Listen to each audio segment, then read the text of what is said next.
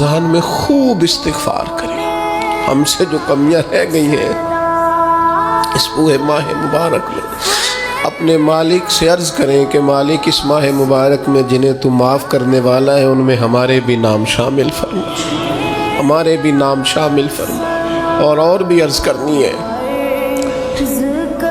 ان کے لیے بھی دعائیں کرنی ہے رمضان میں جو ہم سے بچھڑ گئے، جو مٹی تلے جا کے آرام فرما ہو گئے۔ رمضان المبارک چونکہ بخشش مانگنے کا مہینہ ہے، اللہ کے حضور معافی مانگے ان کے لیے بھی، ہمارے اپنوں کے لیے، ماں باپ کے لیے، عزیز و اقربا کے لیے، کہ اللہ کریم ان کی قبروں کو بھی ٹھنڈا کرے، ان کے حال پہ بھی رحمت کی نظر کرے، ان کے لیے بھی مالک آسانیاں کرے۔ خوب دعائیں مانگے رمضان میں، خوب دعا۔ اور جو محتاج ہیں، جو تنگ دست ہیں، جو غریب ہیں، جن کو زمانہ گزر گیا ہے، دوستوں کو، احباب کو، مخیر حضرات کو متوجہ کرتے ہوئے وہ بھی تھوڑی توجہ کریں۔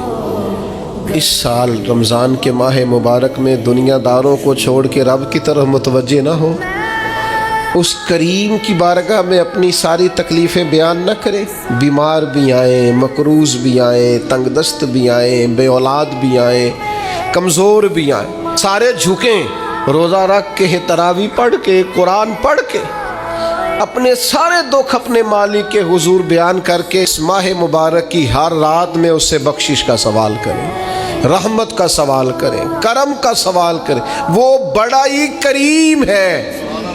حضور فرماتے ہیں، رب کہتا ہے مجھے حیا آتی ہے میرا بندہ ہاتھ اٹھائے اور میں اس کے ہاتھ خالی واپس کر دوں، بس آنے کی دیر ہے۔ اور ایک مقام پہ اللہ کے حبیب علیہ السلام نے فرمایا، بندہ جب اعتراف گناہ کر کے معافی مانگتا ہے اللہ فوراً ہی اسے معاف فرما دیا کرتا ہے۔